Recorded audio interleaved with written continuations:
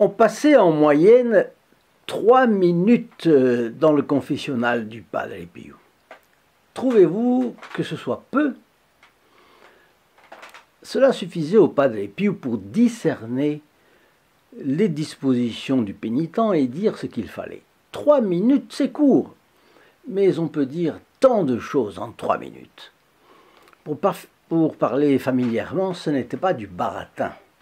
C'est ça le problème. Ce n'était pas du bavardage.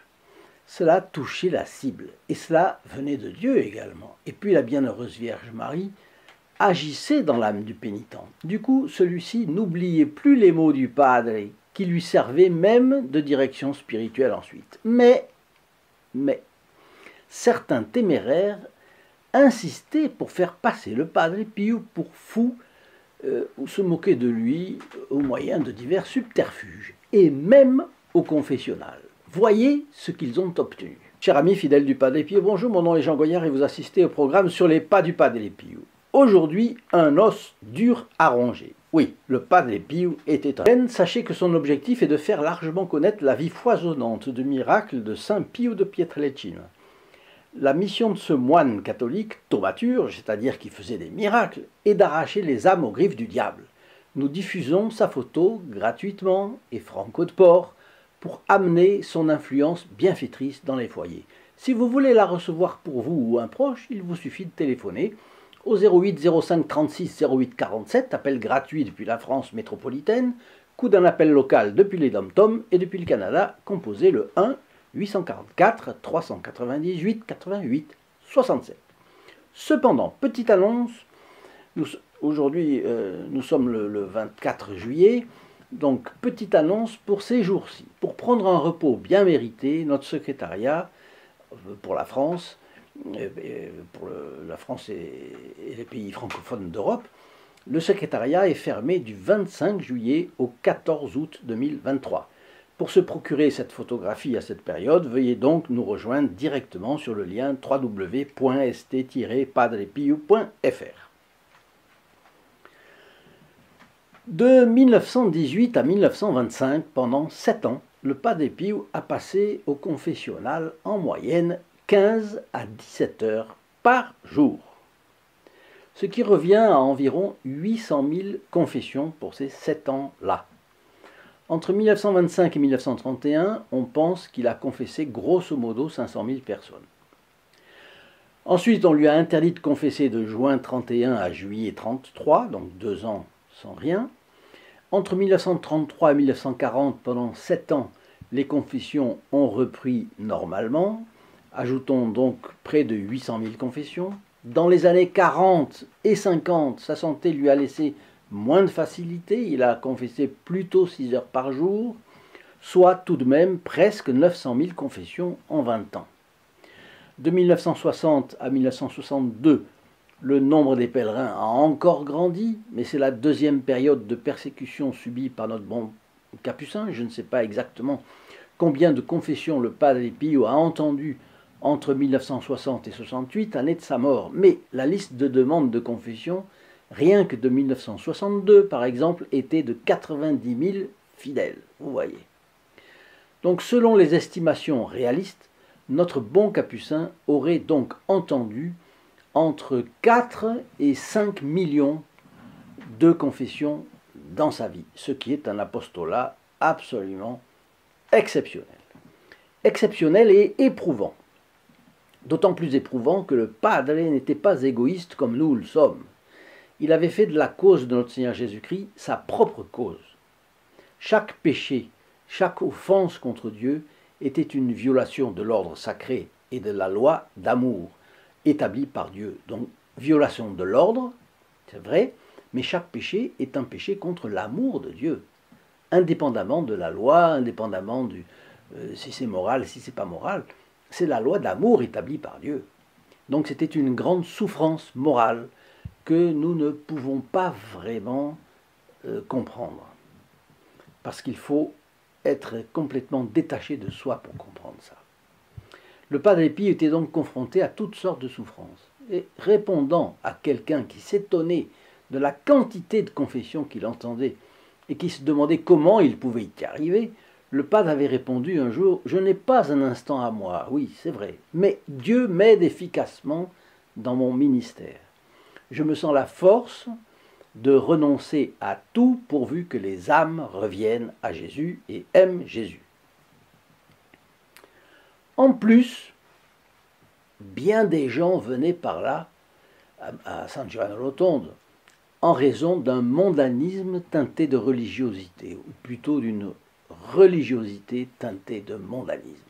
L'esprit du monde qui rentrait dans les milieux catholiques d'alors, comme ça a toujours été, de tout temps. Par curiosité pour certains, par superficialité pour d'autres. Et vous vous en rappelez, le Padre Pio disait que seulement 0,5%, et encore, des pèlerins venaient lui demander la grâce d'être fidèles à notre Seigneur Jésus-Christ et de bien porter leur croix. Les autres venaient pour demander la disparition de leur croix, ou au moins son allègement. Alors que justement notre Seigneur Jésus-Christ a toujours été à la recherche, lisez Sainte Marguerite Marie, lisez Sœur Josepha Menendez, lisez Sainte Faustine Kowalska, notre Seigneur Jésus-Christ a toujours été à la recherche de quelques amis, de personnes qui acceptent de souffrir en union avec lui.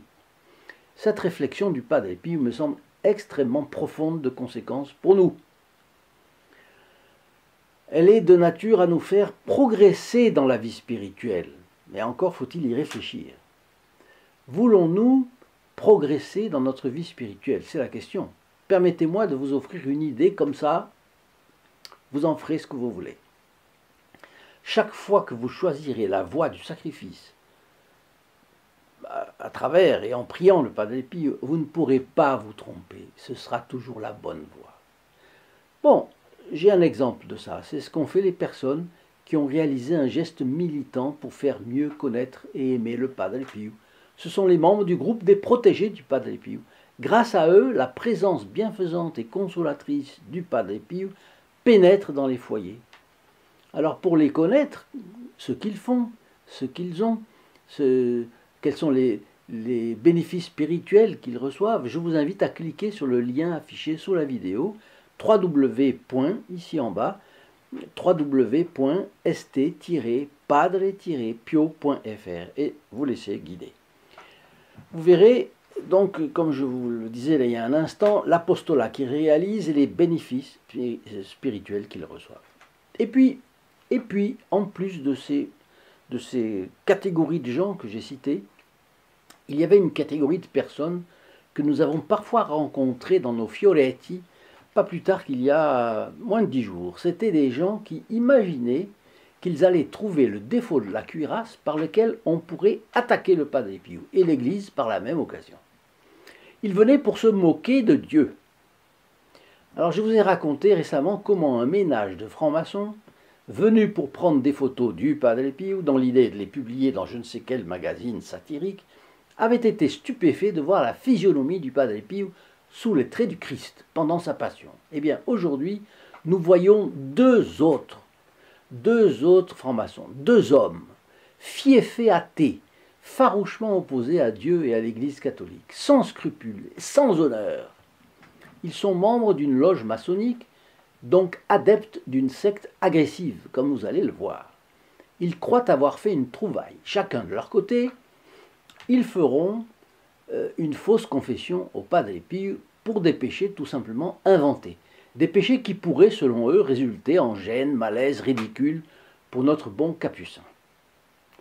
Donc, ils font la queue pour avoir leur ticket, leur numéro, ils font la queue et ils se présentent à la confession. Ils vont donc profaner le sacrement de la pénitence. Il faut être bigrement cynique pour en arriver là. Quel passé chargé chacun d'eux n'a-t-il pas dans sa vie personnelle pour arriver à ce cynisme? Dès que l'un d'eux s'agenouille devant le Padre Pio, celui-ci l'apostrophe, et vertement. « Pourquoi as-tu vendu ton âme au diable ?» Il a donc vendu son âme au diable. Et il est peut-être même possédé. « Irresponsable que tu es sur le chemin de l'enfer. Homme insouciant, va-t'en, repens-toi et viens me retrouver, ici. » avec un ton d'autorité. Le Padre Pio n'avait aucune gêne. Et le Padre Pio a exclu pareillement l'autre du confessionnal, en disant « Que viens-tu faire devant le tribunal de Dieu si tu ne crois pas en Dieu? Va-t'en, je sais qui tu es. » Non sans lui serrer plus encore la vis au passage. Les deux, chacun de leur côté, commençaient leur faux discours en mentant effrontément, et le Padre Pio les a interrompus. Il leur a montré, non seulement, ils l'ont raconté après, qu'ils savaient pertinemment ce qu'ils étaient en train de faire, mais en plus, le Padre Pio leur a énoncé leurs péchés principaux un à un, mentionnant les circonstances, le moment et le lieu de chacun. Ces deux hommes sont totalement abasourdis, désarçonnés, plongés dans une telle confusion qu'ils ne savent plus ni que dire ni que faire. Ce moine n'est pas tombé dans leur attrape-nigo, mais en plus, sans les connaître de nulle part, il leur a dit ce qu'ils avaient fait, que personne ne pouvait connaître au monde, parce que c'était des choses pas honorables et qu'ils gardaient pour eux. Pour reprendre les paroles de la Samaritaine à propos de, dans l'évangile de Saint Jean, au chapitre 4, verset 28, notre Seigneur Jésus-Christ, vous vous rappelez, dit à la Samaritaine qu'elle n'a pas de mari, parce qu'elle en a eu 5, et que celui avec lequel elle est n'est pas son mari. Et alors elle abandonne sa cruche, elle va à la ville, et elle dit « Venez voir un homme qui m'a dit tout ce que j'ai fait. Ne serait-ce point le Christ ?»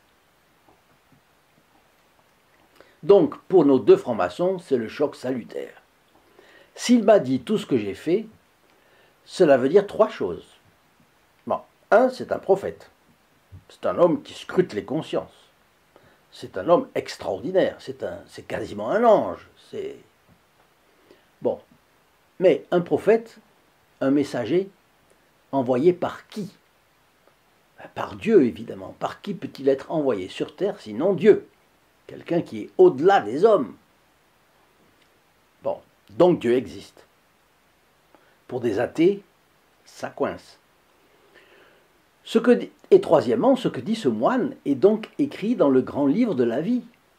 Les péchés ne passent pas comme on le croit.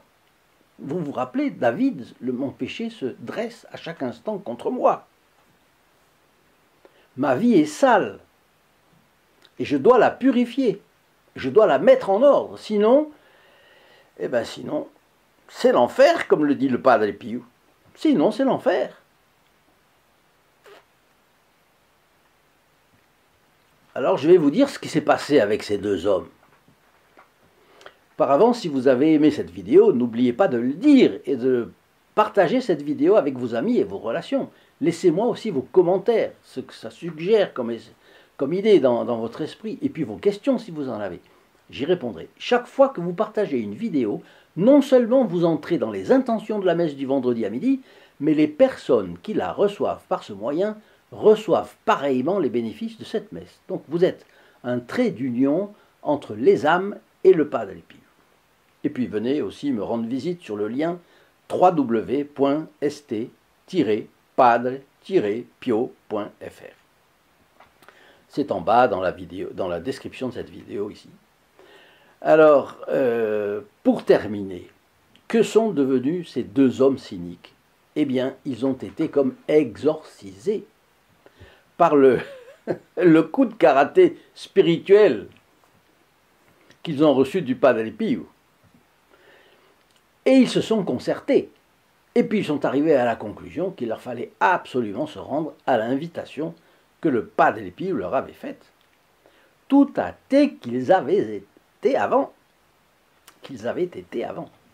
Et ils sont revenus quelques jours plus tard vers le Padre Pio. Et là, ils se sont repentis de leur vie de péché et ils se sont convertis. Cette histoire est racontée par un bénédictin. enthousiasmé par la vie du Padre Pio. Et il l'a raconté dans un livre. Ça s'appelle Padre Pio, c'est en espagnol, un sacerdote católico que realizó milagros. Donc c'est en espagnol, un prêtre catholique qui réalisait des miracles. C'est du frère Michael Dimond, bénédictin. Je vous souhaite une bonne journée et je vous dis à très bientôt. Au revoir.